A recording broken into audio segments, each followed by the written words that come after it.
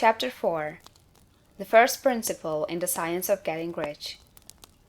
Thought is the only power which can produce tangible riches from the formless substance. The stuff, from which all things are made, is a substance which thinks, and the thought of form in this substance produces the form. Original substance moves according to its thoughts. Every form and process you see in nature is the visible expression of a thought in original substance. As the formless stuff thinks of a form, it takes that form. As it thinks of a motion, it makes that motion. That is the way all things were created. We live in a thought world, which is part of a thought universe. The thought of a moving universe extended throughout formless substance, and the thinking stuff moving according to that thought took the form of systems of planets, and maintains that form. Thinking substance takes the form of its thought, and moves according to the thought. Holding the idea of a circling system of suns and worlds, it takes the form of these bodies, and moves them as it thinks. Thinking the form of a slow-growing oak tree, it moves accordingly, and produces the tree, though centuries may be required to do the work. In creating, the formless seems to move according to the lines of motion it has established. The thought of an oak tree does not cause the instant formation of a full-grown tree, but it does start in motion the forces which will produce the tree along established lines of growth. Every thought of form, held in thinking substance, causes the creation of the form, but always, or at least generally, along lines of growth and action already established. The thought of a house of a certain construction, if it were impressed upon formless substance, might not cause the instant formation of the house, but it would cause the turning of creative energies already working in trade and commerce into such channels as to result in the speedy building of the house. And if there were no existing channels through which the creative energy could work, then the house would be formed directly from primal substance, without waiting for the slow processes of the organic and inorganic world. No thought of form can be impressed upon original substance without causing the creation of the form. Man is a thinking center, and can originate thought. All the forms that man fashions with his hands must first exist in his thought.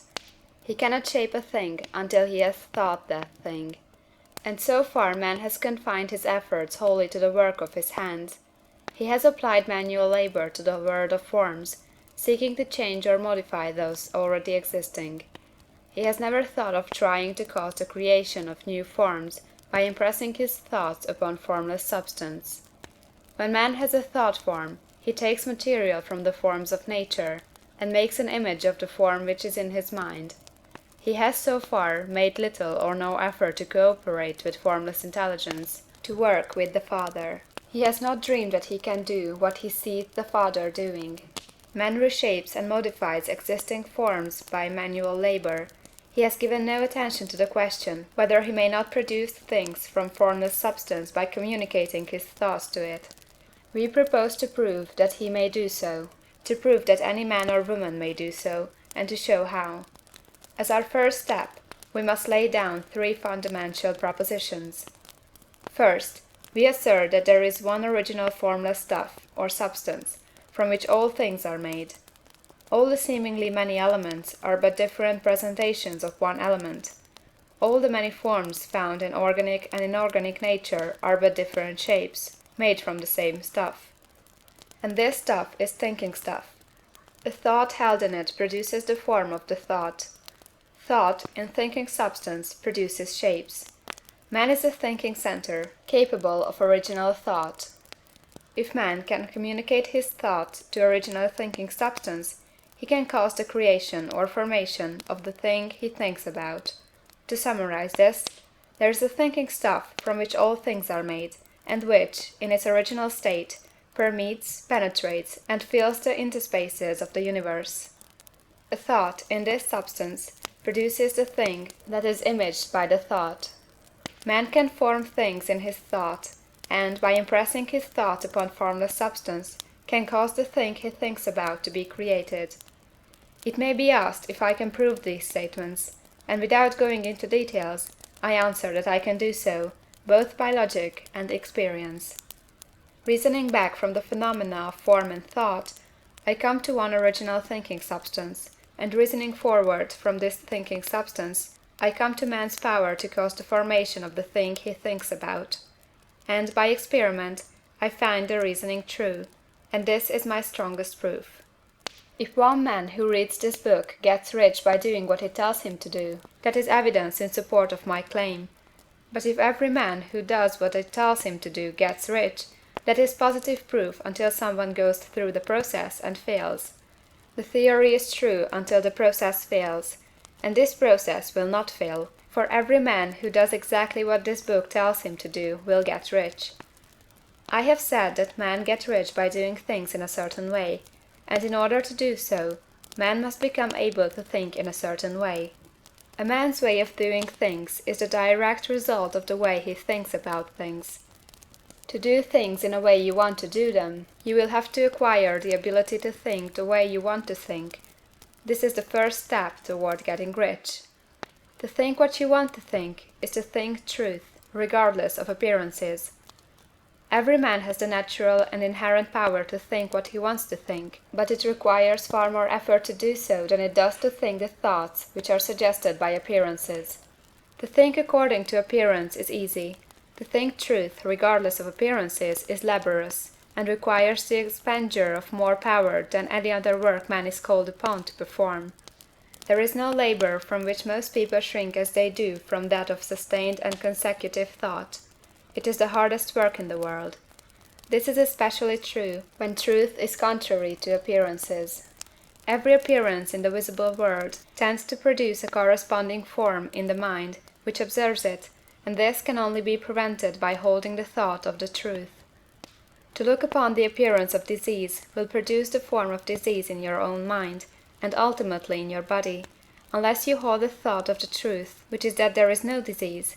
It is only an appearance, and the reality is health. To look upon the appearances of poverty will produce corresponding forms in your own mind, unless you hold to the truth that there is no poverty. There is only abundance. To think health when surrounded by the appearances of disease, or to think riches when in the midst of appearances of poverty, requires power. But he who acquires this power becomes a master mind. He can conquer fate. He can have what he wants. This power can only be acquired by getting hold of the basic fact which is behind all appearances, and that fact is that there is one thinking substance from which and by which all things are made. Then we must grasp the truth that every thought held in this substance becomes a form, and that man can so impress his thoughts upon it as to cause them to take form and become visible things.